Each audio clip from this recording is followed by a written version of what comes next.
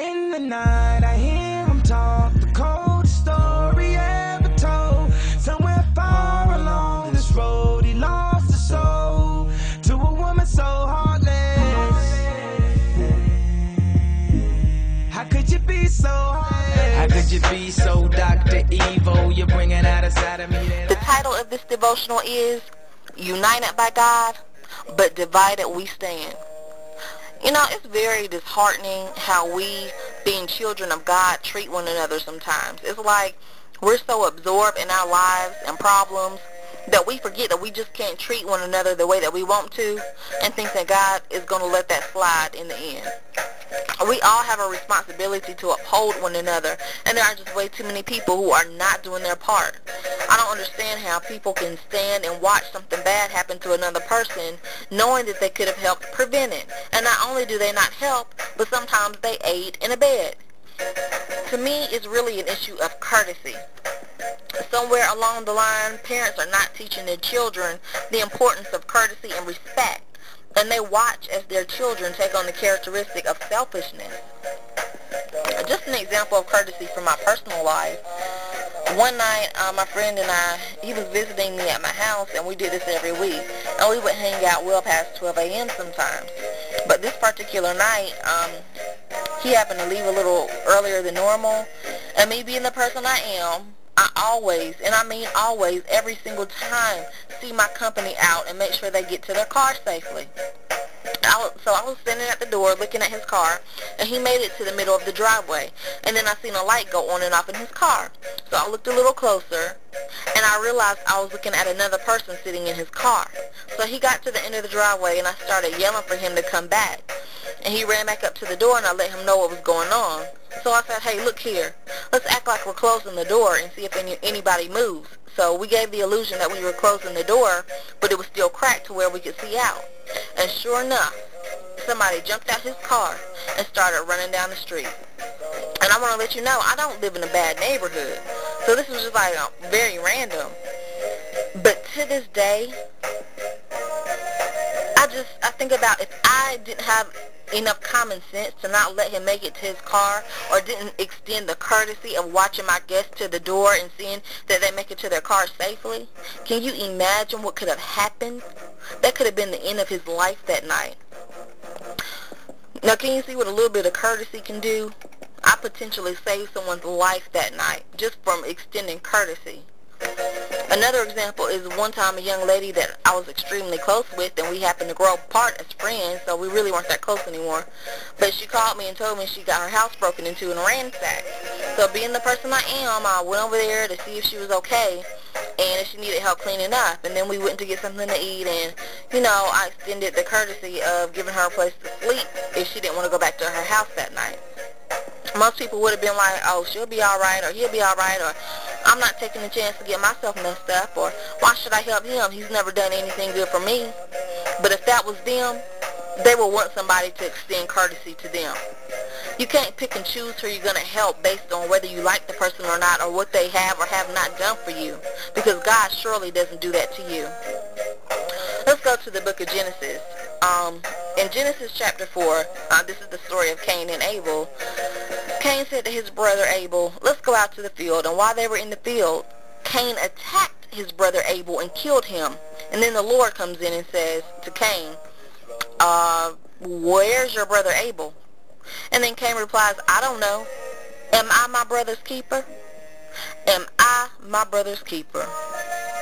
Just to answer that question, yes. Yes, you're your brother's keeper, your mama's keeper, your sister's keeper, your daddy's keeper. You get the point.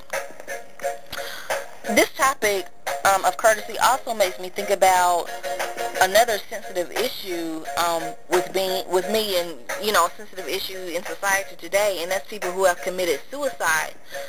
You know, suicide is such an unnecessary and almost preventable death. It makes me think, you know, what if someone extended courtesy to these people? Just one phone call to say, hey, how are you? How are you feeling? I was just thinking about you. Is there anything I could do for you? How do we let people slip through the cracks like that? I mean, I wonder, you know, how many people would still be living if somebody showed them a little courtesy. And that's just some food for thought.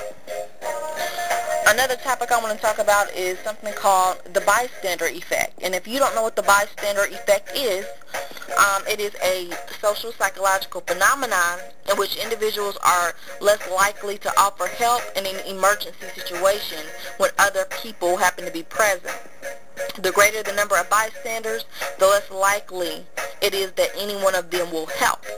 Now, with the bystander effect, everybody has the same attitude. They're sure that somebody else in the crowd is going to render help. But ultimately and unfortunately, usually what happens is no action is taken, or action is taken way too late. The bystander effect is almost, as simple as something like taking out the trash. You don't empty the trash because you think somebody else will have the common decency to do it. And they don't take it out because they think the same thing about you. And then guess what? Your kitchen ends up stinking because nobody took the trash out. Because everybody has the same lazy attitude that somebody else will take care of it.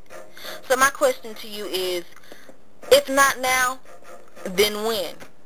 If not you, then who?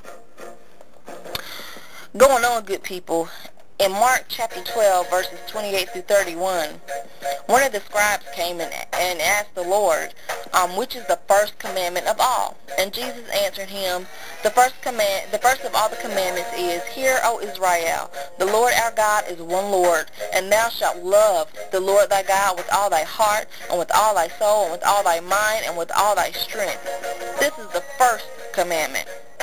And listen to this. And the second is like, namely this, thou shalt love thy neighbor as thyself. There is none other commandment greater than these. And going off of that, I want to ask you a question. Are you a person that claims to love everybody, even your enemies?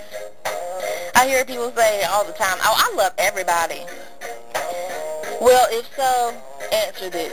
If you were riding down the street and saw the person you disliked the most standing beside their stalled car, would you stop or keep driving? If you were walking into a building and knew someone you disliked was about 6 steps behind you, would you hold the door or let it shut before they got to it? Like any of you would ever do that. To me, the greatest test of love, and I'm sure it's in the Bible. I know it's in the Bible. I just don't have the reference for it right now. But the greatest test of love is loving your enemies. Loving your enemies. And I want to share this with you. Everybody knows, or they might not know, that I don't have a great relationship with my brother for reasons I won't get into. But if I saw somebody trying to physically attack him, I'd have to jump on their back and act a fool. Okay? I want to follow up with these two scriptures. Luke chapter 6 verse 35 reads, But love ye your enemies and do good. Okay, there it is. And then, hoping for nothing again, and your reward shall be great. And 1 Peter chapter 3 verse 17 reads, It is better, if it is God's will, to suffer for doing good than for doing evil. And good people, you should want to do good and do the right thing without looking at the cost. That's something that should be inborn.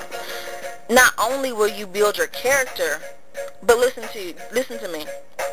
Your reward in heaven increases every time you make the decision to do the right thing. Finally, Ecclesiastes chapter 3 verse 12 reads, I know that there is nothing better for men than to be happy and do good while they live.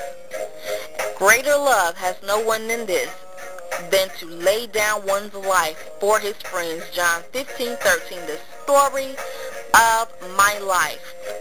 Greater love has no one than this, than to lay down one's life for his friends. May God bless you and keep you.